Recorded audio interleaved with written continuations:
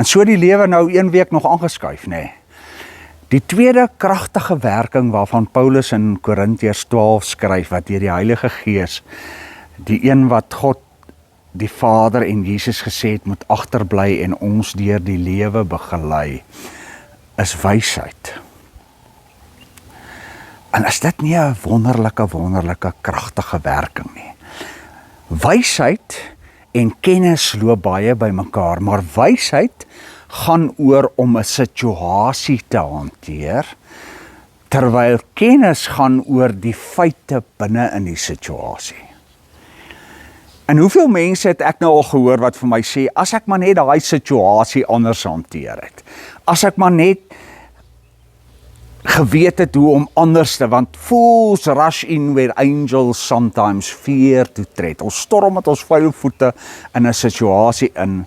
As ek maar net anders dit benader het, as ek maar net anders gekyk het na my siekte, as ek maar net anders gekyk het na my kind, as ek net anders gekyk het na my verhouding met my vrou, as ek net anders gekyk het na die werk wat ek gehad het. Ons het altyd hierdie spyt. As ek dit net anders hanteer het. En nou kom God en hy sê, maar my liewe kind, ek wil vir julle bonatuurlike wysheid gee. Wat nie kom deur jare se ondervinding nie, maar op die ingewing van die oomblik wanneer jy dit nodig het. Hoe om 'n bepaalde situasie te hanteer sodat my wil kan geskied en sodat jou lewe binne my wil kan bly en dat jy suksesvol kan wees in 'n wêreld wat die winde maar baie waai. Het jy al hierdie bonatuurlike kragtige werking van die Heilige Gees in jou lewe toegelaat, of storm jy maar net voort? Kom ons praat 'n bietjie vanmôre daaroor.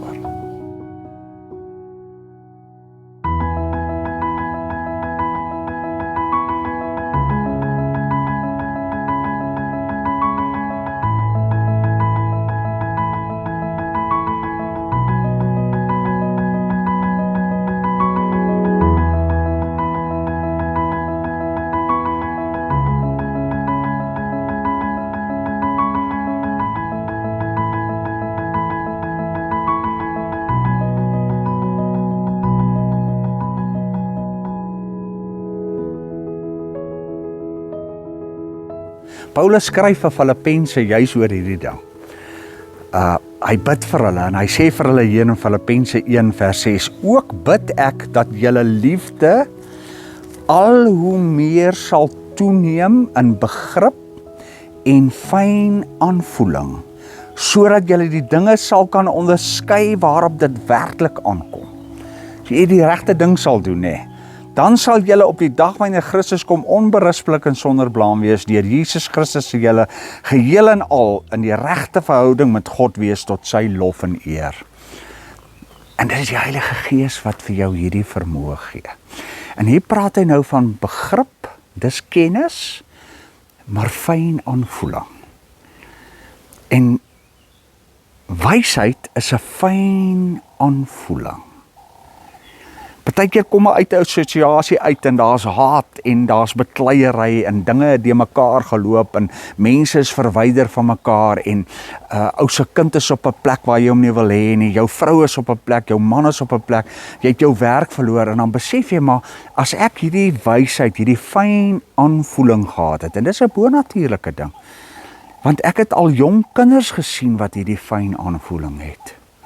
En dan sien die ou maar hierdie kind is naby aan God, die Heilige Gees werk aan hom. Ek het al ouer mense gesien wat glad nie 'n fyn aanvoeling het nie. Want dis 'n ding wat van direk uit jou gees uit na jou verstand toe kom. En vir jou fyn aanvoeling gee, wysheid gee om 'n situasie te hanteer. Familie, gesin,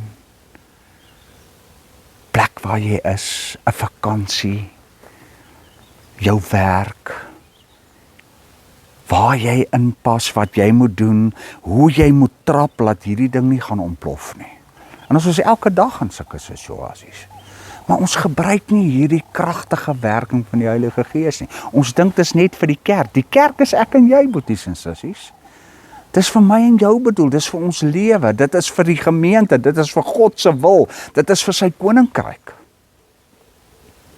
Gebruik jy die wysheid, want hier staan dit so mooi geskryf, dat as jy hierdie fyn aanvoeling begin ontwikkel, om 'n situasie te hanteer, want onthou, God weet waartoe dit gaan, God weet waar dit vandaan kom, God weet hoe dit hanteer moet word.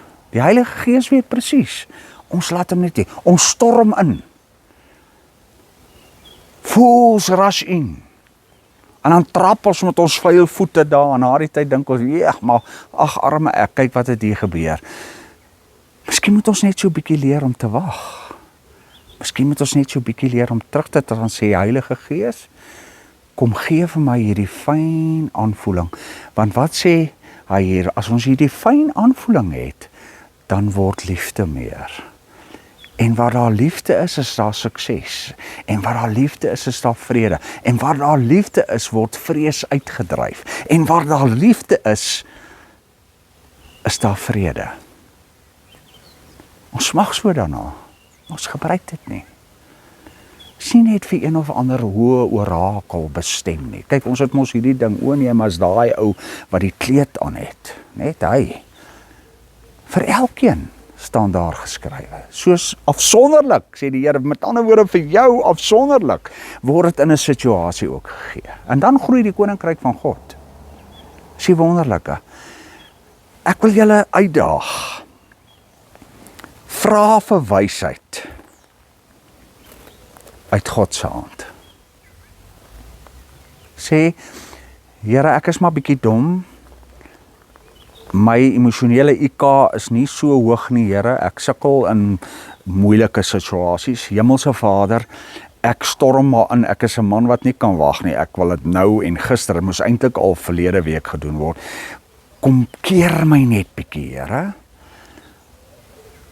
En kom gee vir my hierdie fyn aanvoeling, wysheid, om die situasies waarin ek nou is en waarin ek in die toekoms gaan kom, op so 'n manier te hanteer dat liefde sal blom, dat die koninkryk sal blom, dat ek sal blom, dat die mense om my sal blom. Want dan kry die lewe sin in 'n ou deurmekaar wêreld. En Jesus het vir sy disippels gesê, julle gaan dit nodig hê. Ek sê nou vir julle, ek los julle agter, maar gaan julle nie alleen agterlos. Jy is nie alleen nie. Die Gees van God wil hierdie vir jou kom gee.